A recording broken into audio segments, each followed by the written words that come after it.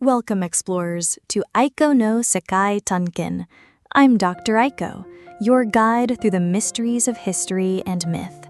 Today, we set sail along the Nile into a world where gods walked among humans, and stories carved into stone still whisper secrets thousands of years later. Were the gods of Egypt only myths? Or could their stories reveal deeper truths about life, death, and the cosmos? Stay with me until the end, because this journey will take us beyond temples and pyramids into the very heart of ancient imagination. The Nile flows endlessly, its water shimmering under the blazing sun, feeding the fertile land on either side. Imagine standing here thousands of years ago, where every sunrise was believed to be the rebirth of the god Ra, sailing across the sky in his solar bark. To the Egyptians, the river was not just water, but the very lifeline of their civilization, a divine gift that allowed them to flourish. In their eyes, every natural cycle was connected to a god's will and presence. Let us begin with Ra, the sun god, the eternal traveler. Egyptians imagined him rising each morning, defeating darkness, and sailing across the heavens. At night, Ra descended into the underworld, battling chaos in the form of the serpent Apophis, only to rise again at dawn.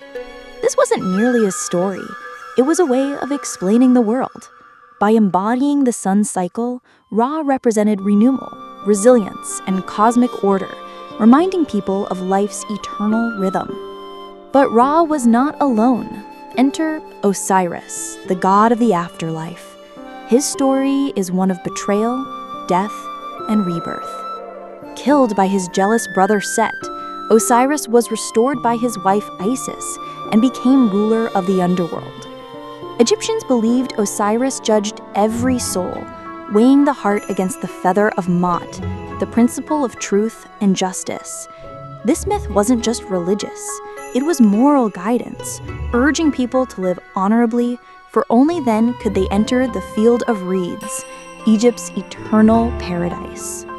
And then we have Anubis, the jackal-headed god of mummification. Imagine the priests working in quiet temples, wrapping a body carefully in linen while invoking Anubis's name.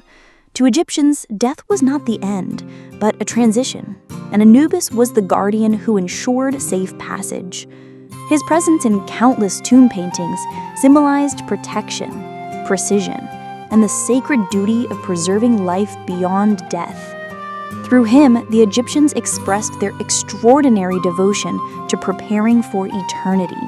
But gods weren't only rulers of death. Horus, the falcon god, symbolized kingship and protection.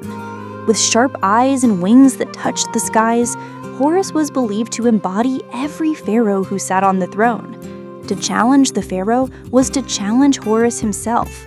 His epic battles with Set represented the eternal struggle between order and chaos. Every crown worn by a king carried Horus' spirit, turning political power into divine authority. This blending of religion and governance made Egypt unlike any other civilization. Isis, the goddess of magic and motherhood, carried a power that transcended myth. She was healer, protector, and a symbol of eternal love. Egyptians turned to her for fertility, safe childbirth, and protection from harm. Stories of Isis bringing Osiris back to life with her devotion showed that love and perseverance could overcome even death. Her worship spread far beyond Egypt, reaching Greece and Rome, where she became a universal goddess of compassion and strength. Now picture Thoth, the ibis-headed god of wisdom, scribes, and knowledge.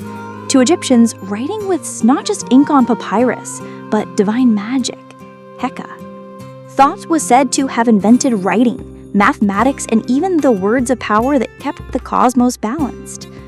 Every time a scribe recorded history or calculated harvests, they were seen as channeling Thoth's divine gift. In a way, Thoth's legacy is still alive. For without writing, we would never have uncovered the stories we are telling today.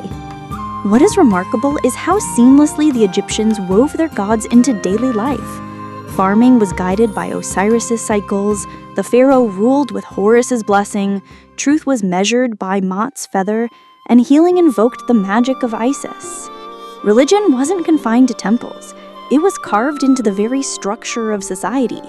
Every festival, every ritual, and every decision carried echoes of the gods. To live in ancient Egypt was to walk among deities, or at least feel their presence constantly. Let's step into a temple at Karnak, where towering columns rise like a forest of stone. Sunlight filters through carved hieroglyphs, telling tales of Ra's journey and Pharaoh's victories. Priests chant hymns, incense fills the air, and statues of gods seem alive in the flickering torchlight. Aiko's eyes widen at the scale. The artistry isn't just decoration, but a way of making divine stories permanent, ensuring that gods would never fade, even if empires did. But what if these gods were more than myth? Some scholars suggest they may have been metaphors for cosmic forces or natural phenomena. Ra could be the sun's energy, Osiris the agricultural cycle, Horus the authority of leadership. Others wonder if these deities could reflect actual leaders whose deeds became mythologized over time. For the Egyptians, there was no sharp line between myth, history, and science. It all merged into a worldview that gave meaning to existence. Imagine now a funeral procession along the Nile. The body lies in a boat adorned with flowers, musicians play haunting flutes, and priests recite prayers to Anubis. The journey represents the soul's passage to Osiris's realm.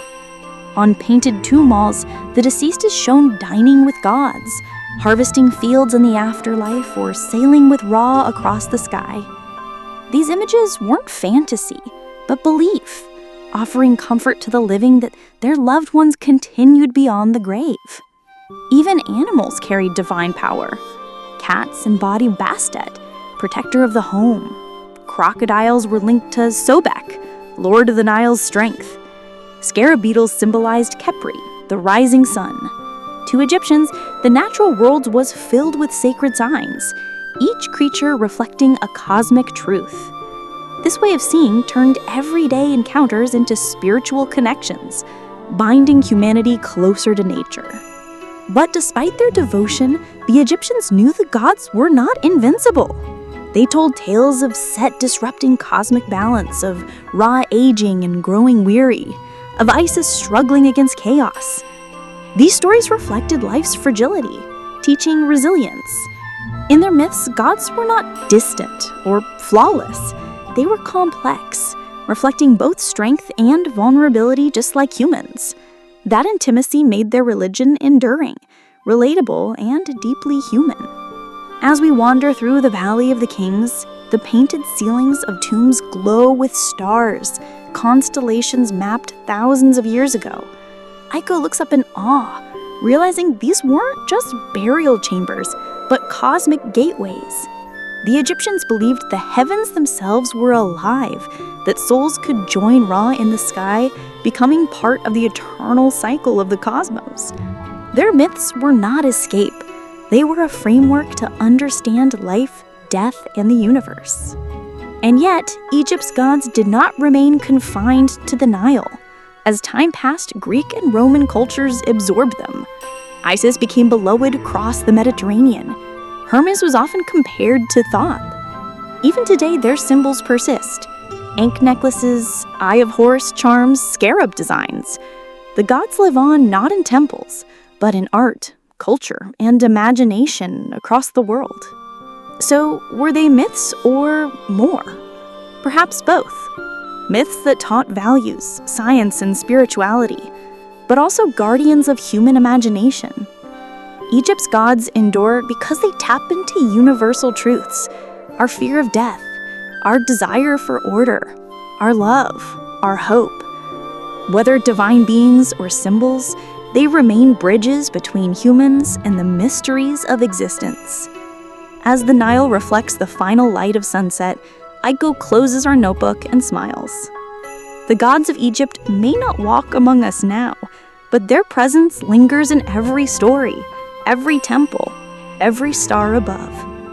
Their myths remind us that human curiosity and imagination are as timeless as the river itself. And perhaps that is the real magic, that even across millennia, they still inspire awe. Thank you, explorers, for joining me, Dr. Aiko, on this journey into the gods of Egypt. If you enjoyed uncovering these myths and their hidden meanings, please give this video a like and helps more adventurers find our stories. Share your thoughts in the comments. I'd love to hear your favorite Egyptian god. And don't forget to subscribe to Aiko no Sekai Tanken so you never miss the next adventure. Where shall we travel next? Perhaps to lost cities of the Andes or temples deep in Asia. Stay curious and see you soon.